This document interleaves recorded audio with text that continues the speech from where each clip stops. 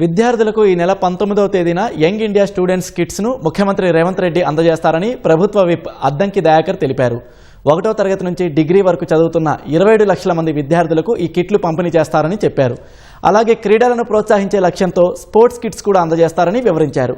రాష్ట్ర ప్రభుత్వం విద్యా వైద్యంపై ప్రత్యేక దృష్టి సారించిందని అద్దంకి దయాకర్ తెలిపారు.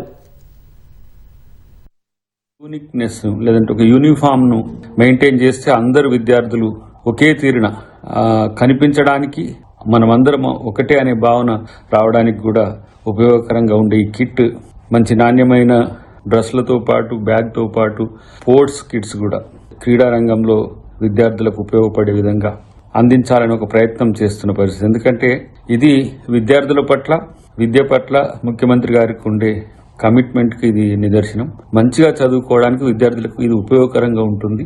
దీన్ని వినియోగించుకోవాలని విద్యార్థిని సోదరులందరికీ కూడా నా విజ్ఞప్తి.